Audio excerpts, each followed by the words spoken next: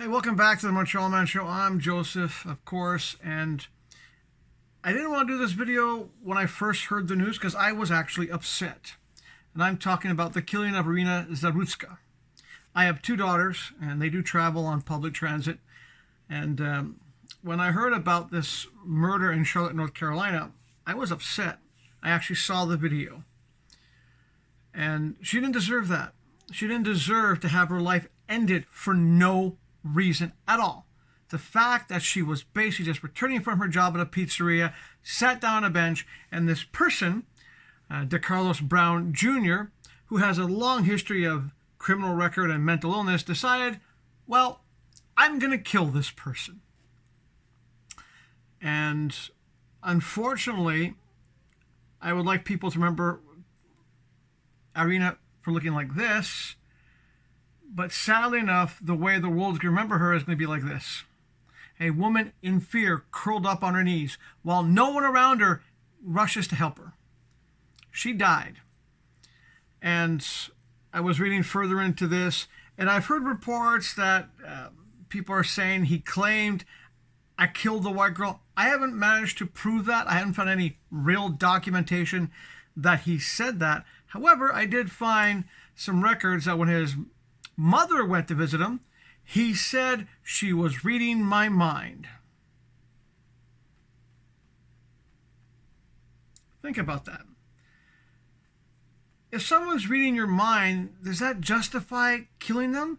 And if she was reading your mind, you think she would have read, hey, he's going to kill me, I'm going to run. No, this person should have been put away in jail a long time ago. His own family was saying he had a long mental health problems. They also said that he would never hurt somebody. Well, obviously they were wrong. Because if someone's hearing voices like that, and if someone has a criminal record like he did have, he should not be on the streets. This person should have been hospitalized. Or at the least, this person should have been made sure he never carries any sort of instrument to do harm. And the other thing that really got me upset, apart from thinking about my daughters traveling, there was an incident in Surrey in BC where my daughters live in BC, and my youngest daughter had recently been in Surrey. So of course that hit a nerve with me because I worry about my daughters all the time.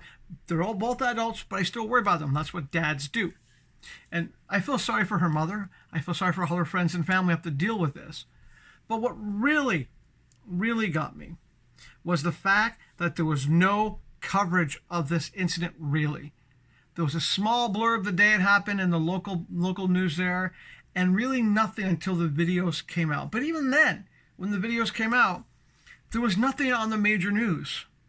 It wasn't until people started saying if the roles were reversed. Now, I won't repeat what they said, but say, for example, the woman was Asian and she was murdered. You'd have a lot more people complaining. If the person was, say, of a darker skin and the perpetrator was a white man with mental health issues, you'd probably have riots in the streets. And that's what happened. That's where I got the news from for the most part, because once people in the news start talking about, well, if the roles were reversed, you'd have riots in the street. That is a sad fact that our media in Canada and the United States has gotten to the point where unless they bring up a racial issue, it's really not just news. Oh, it's just another white person being killed, another woman being killed. It's not newsworthy. It doesn't become newsworthy until they bring race into the thing. I honestly don't care about race. I don't care about that. People know me. I have friends of all backgrounds. What I care about is the fact that this person who has a criminal record and a mental health problem was on the streets with a knife. That's the main thing here. This person should not have been allowed to have a knife, should not have been allowed to be on the streets. The system failed, and unfortunately, Iryna paid the victim price. She's gone, and she had a lot of potential, and like I said, she should be remembered like this. But most of the world's going to remember her like this, and that's not how I plan on remembering her. I feel sorry for her. I feel sorry for the family. As for the family of Mr. DeCarlos Brown Jr., I have one word to say. Shame. Shame. That's the only word I have to say. If I had someone in my family who did such a heinous, horrible act, I would not be saying any excuses for their behavior. You commit a crime, they commit a crime. There's no forgiving that. There's no saying they didn't mean it. No. That's just wrong to say he never would have hurt anybody, because obviously he has hurt people. He's got a criminal record. You say he had mental health problems. He should have been taken care of.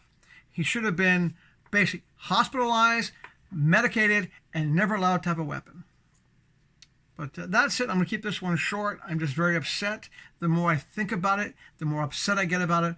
The more I think about my daughters possibly being in the same kind of situation, it bothers me. I really did not like finding out about this. I didn't like getting the video, because that's how I got it. That's how I found out. I got the video because someone I know said, hey, you got to watch this video. And I did. And to see someone die like that, and no one even trying to help her right away, upsets me so much. To the people who were on the train who literally just stood there and did nothing, I know there's fight, flight, or fight. Well, obviously you were stuck in fright mode and you didn't react. However, after it happened, you could have done something better. So I really hope that the courts don't go, oh, he had a mental breakdown, and give him a spank on the wrist. He should be locked up. He took a life. He should be in jail for life. And that's it. And if I get hate comments, that's fine. I don't care. I've had death threats before. Like I said, I don't care what people think about me. I really don't. Because, hey, I know people think it's a joke. I'm Generation X. We've heard it all. But if you do agree with me, please hit the like button. And I'm not sure if they set up any sort of funds to help her family out. I hope they have. And down the road, if I get information about that, I will share it on my Facebook. Until then, stay safe, people out there. Really stay safe. The world's kind of going to hell in a handbasket. And make sure that you tell your loved ones that you care, that you worry about them. And if you're a dad out there, well, make sure your daughters know how to fight back. And that's it. Iryna, rest in peace. And well, guys, we'll see you for the next video. I don't know when, but whenever something just stirs my mind.